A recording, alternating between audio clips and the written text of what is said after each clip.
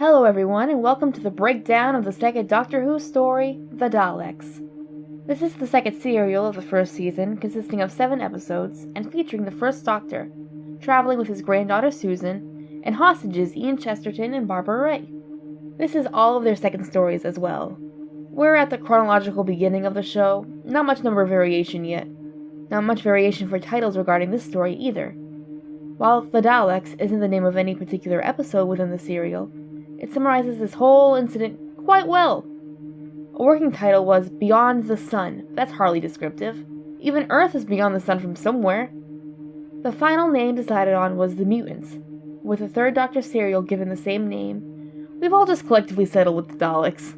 Anyway, the first episode, titled The Dead Planet, starts from where Unearthly Child left off. Our travelers heading off to clean themselves up, unaware of the off-the-scale radiation outside. While we see just how heavily poisonous the air is through a creative use of negatives, the travelers don't see the camera effect, observing only the fog and desolation.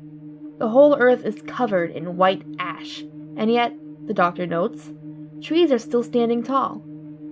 Going further, Ian wonders why the breeze brushing across his face isn't moving a single branch. He reaches out and touches one, only to have it spontaneously disintegrate in his hand. This will soon prove a dangerous observation to share with the group as the Doctor's curiosity is piqued. The most precarious position to be in all of time and space might very well be between the Doctor and an answer. What could have caused it, Grandfather? I don't know, but I intend to find out. While the Doctor and Susan wander off to explore the woods further, Ian and Barbara stay behind, expressing to each other their fears of never returning to their time and their world. They're not sure the Doctor will be able to bring them home, but agree he's the only one with any chance of doing so, as he's, the only one who knows enough to pilot the Tardis in any capacity. Barbara wants to stay close to the ship, but they follow the old man away since they kinda need him.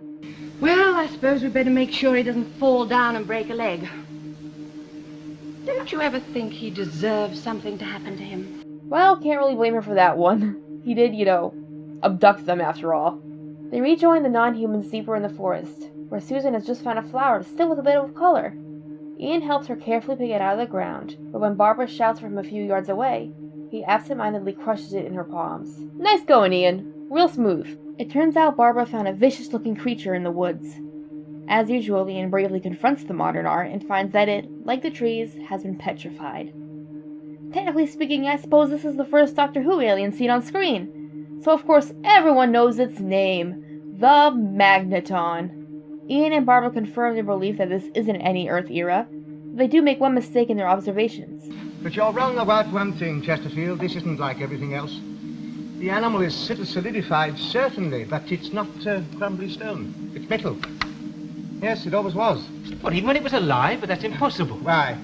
Can't you imagine an animal unless it's flesh, blood, and bone? Everyone's still depressed about this not being Earth, so when Ian, in denial, asks if this is his home planet again, the Doctor reaffirms their circumstances. We started this journey far too hurriedly to make any calculations. You know that as well as I do.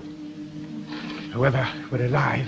While the Doctor and Susan wander off to the nearby edge of the forest, Ian works really hard to set his ship with Barbara sailing. But here there's nothing to rely on, nothing. Well, there's me. Barbara, all I ask you to do is believe. Really believe. We'll go back. Susan returns to tell him that her grandfather plans to discover their location by the stars, and Ian rushes off to assist. While alone, Susan explains a bit how the TARDIS navigates. Basically, the Doctor puts coordinates into a giant computer system, and the TARDIS goes on a sort of autopilot, steering herself. Unfortunately, autopilot doesn't mean things always go right. I don't say that Grandfather doesn't know how to work the ship, but he's so forgetful. The Doctor returns to the party, ready to go after confirming his theory to Barbara that the whole planet's dead. But, right on cue, Ian calls them over to a cliff, where they have a glorious view of the city below. While the Doctor pulls out his binoculars to see if there's any movement in the distance, let's talk a little about the people that made this beautiful model. Shawcraft Models started as 3 blokes, Reg Haynes, Stan Wilkins, and Bill Roberts, who had separately worked with aviation in the Army. Starting in the 30s, they worked together at Woodison Aircraft Models, until 1947, when Roberts left to form his own model company. Haynes and Wilkins followed him to work in what started out as a tiny garage. As the company expanded, Vic Bowden, another vet, joined as foreman. A man named Ron Nicholson was in charge of the Dalek creation. Unfortunately, Robert sold the Shawcraft when he retired in 87, and the whole operation was liquidated in 98. There's tons of more information on projectdalek.co.uk, a great source with verifiable references. For now, I'll just say that beyond the various creatures, Daleks, and model Dalek City they've constructed for this story, they've made models for other BBC projects and films as well, including the greatest musical film of all time, Chitty Chitty Bang Bang. That's right, the story was written by the man who wrote James Bond, and the car was made by the people who made the Daleks. What can be better than that? While everyone takes their turn with the binoculars, the Doctor remarks that the city seems untouched by whatever killed the forest. Still, he won't be able to tell if anything is living down there until he investigates. Down there? Oh, no. We're going back to the ship. Barbara straight up says no, but Ian's a bit more passive-aggressive. After suggesting it's too late to do anything now, the Doctor insists he will explore tomorrow, and Ian goes all alpha. You're the only one who can operate the ship. I'm afraid I can't let you do that, Doctor. Not really sure who the hostages are anymore. While the group treks back to the Tardis in the dark, Susan spots another flower and stops to pick it up. Unfortunately, eerie music lingers behind with her, and she screams when someone touches her shoulder. As usual, Ian charges off to the rescue. Susan, it's all right. What a hero. Inside the TARDIS, the Doctor asks for Barbara's help convincing Susan that no one could have touched her shoulder. I mean, I understand Susan screams a lot, but can someone just, believe her for once? Susan's drawing a picture of the flower when Barbara joins her, and finally acknowledges knowing she's been wronged. I'm fed up. No one believes me. Good on you, Susan. She demonstrates for Barbara the tap she felt, and Barbara quite kindly confesses she believes her. Well, I believe you. More than that, she explains why her small-minded grandfather does not. It's just that he finds it difficult to go against his scientific facts. Meanwhile, Ian's following the Doctor around closely as he examines his machinery, asking question after question. After more non-answers, he snaps.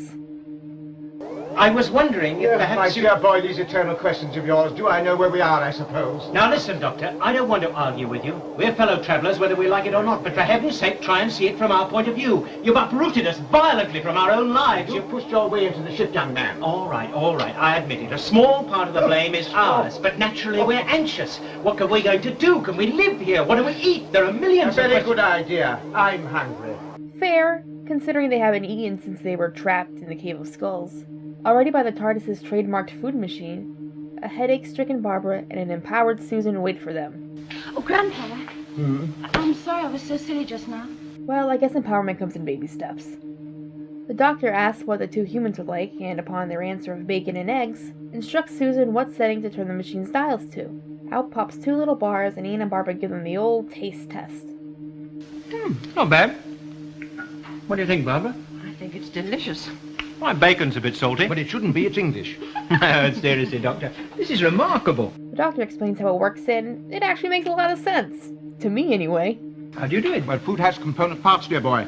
Flavors are rather like primary colours, you know. You blend two to achieve a third and so on, etc., etc. Well, I think it's wonderful. While Susan heads off to show her teachers the dorm rooms where they can sleep, they stop when they hear a strange sort of grinding noise emanating from outside. As Susan confirms what she already knew, There was somebody there. they all rush to the console's monitors for a glimpse of what it was. They see nothing, and so the moment of unanswered tenseness leads to very different conclusions. Please, can't we get out of here? Ah, but the city, I must see the city. But why? I would not be questioned.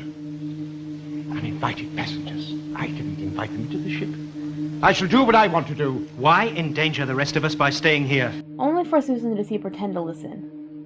While the three watch the TARDIS column move and whir into action, the Doctor dips beneath the panel and pulls something out. That sneaky bastard. Everyone notices the TARDIS not quite sounding right, and Susan rushes off to check the fault indicator. She identifies the issue as K7, or, as the Doctor translates into the vernacular, the fluid link. He removes it altogether from the panel's base and explains what he observes the problem to be. It is easily repaired. All we have to do is refill it. Oh, Luckily, all I need is some mercury.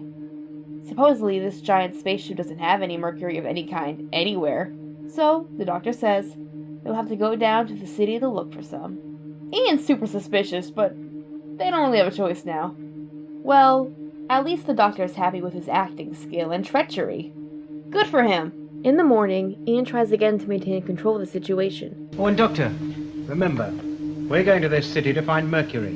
And once we've found it, we're coming straight back here. Is that clear? Oh, quite so, quite so. Unaware that the ongoing power struggle continues despite the lack of outward opposition. Outside, they spot a strange metal box amongst the ash, and, after playing Bomb Squad, Ian picks it up to examine it. Within are several small vials. After reaffirming she wasn't crazy last night, as some others in the party believed. And there was somebody here last night. They must have dropped them. I knew I was right. Yes. Sorry, Susan. Susan brings the box inside the Tardis for further examination later. For now, it's off to the city. Upon reaching the outskirts of town after presumable ages, the doctor asks for a moment to rest. He sums it up to all that walking, but Ian's feeling a bit ill himself. Nevertheless, they decide to split up to cover more ground in their search, and vow to return in 10 minutes. And through the motion sensor doors, they begin their scavenger hunt. Barbara starts to explore the maze of futuristic hallways, feeling a knot of anxiety and sickness tightening within her as she loses all sense of direction. Little does she know, someone's been watching her movements this whole time. And when doors start closing all around her, it's too late. While the others reunite outside and, upon her absence, set out to search for her, Barbara finds herself in a lift. Upon emerging from within, she discovers this planet might not be so uninhabited after all. And here we have the famous cliffhanger.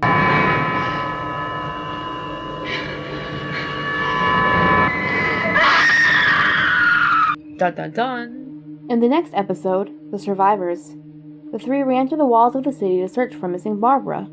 Some motion sensor doors are more aggressive than others. Before Susan and Ian can move deeper into the facility to continue their quest, however, the doctor stops them, instructing them to listen. They hear a faint whirring sound emanating from one of the nearby rooms, and, upon entering, discover a laboratory. Finding some machinery measuring something, Ian and the doctor speculate on the intelligence of whoever populates this place. Yes. I don't imagine what sort of people these are. They're intelligent anyway, very intelligent. Yes, but how do they use their intelligence? What form does it take? Oh, is it that matters? Just you wait, Doctor. Just you wait.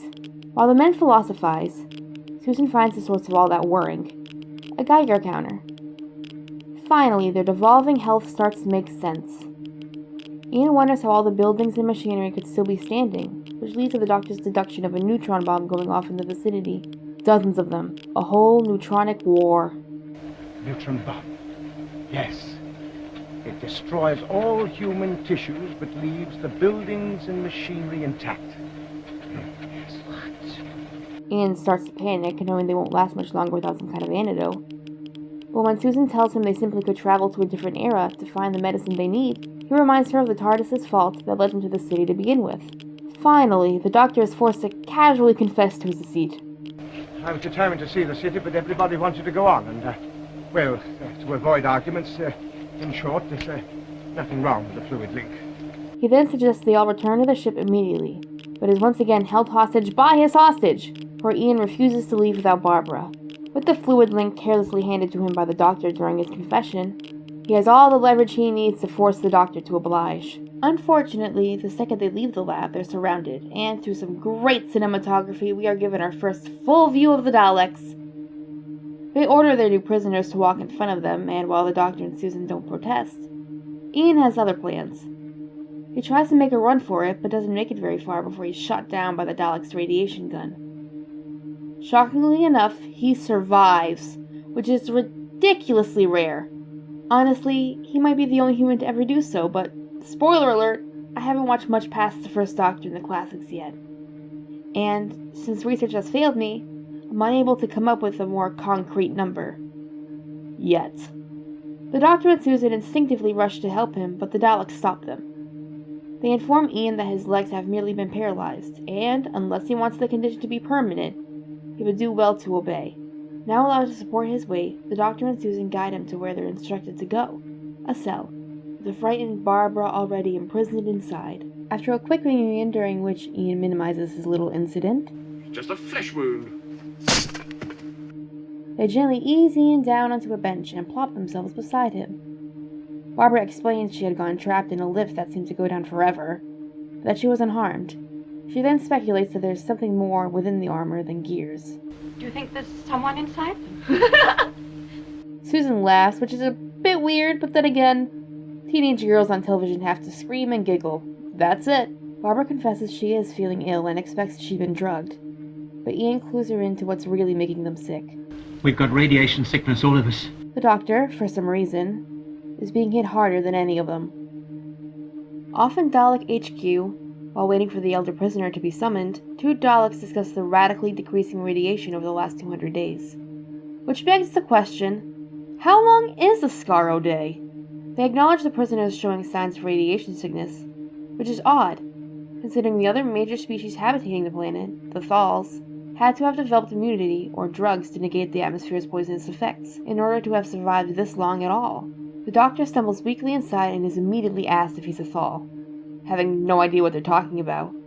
He explains that the radiation he and his fellow travelers have been suffering from is a result of knowing its presence far too late. The Dalek thinks he's full of it and speculates they entered the city to find more after a failed batch. You and your companions need a drug to stay alive.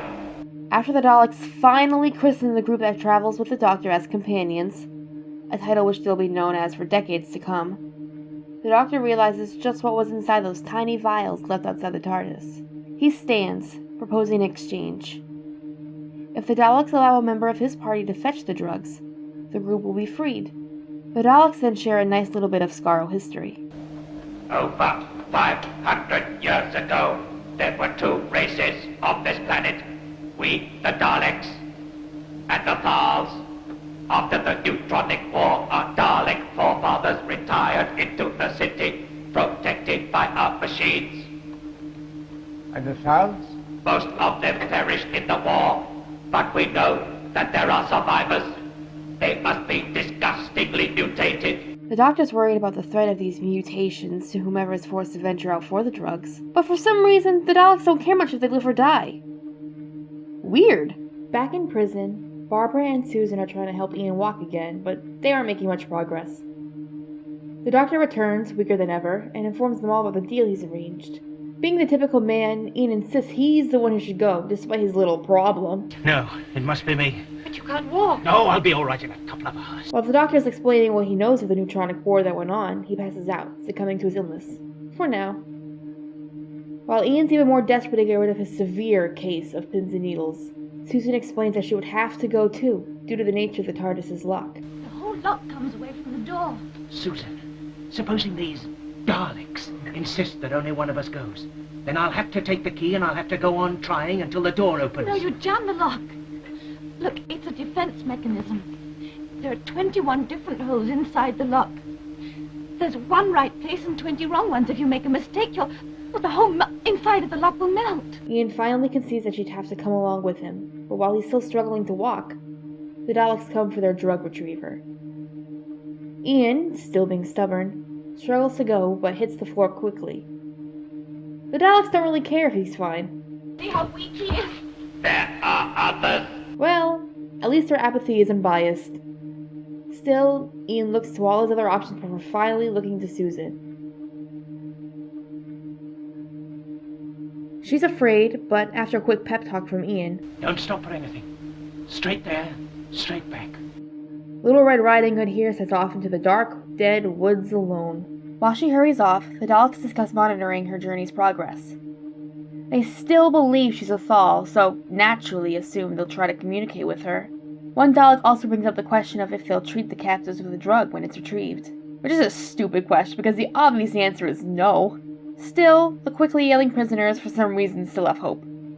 Although Ian's still a bit bitter about the fluid link trick. All his fault. Had to have his own way, see the city. Ian, that doesn't help. No, I know. Fair. While Susan runs and pants her way back through the forest, a terrible thunderstorm starts brewing up above.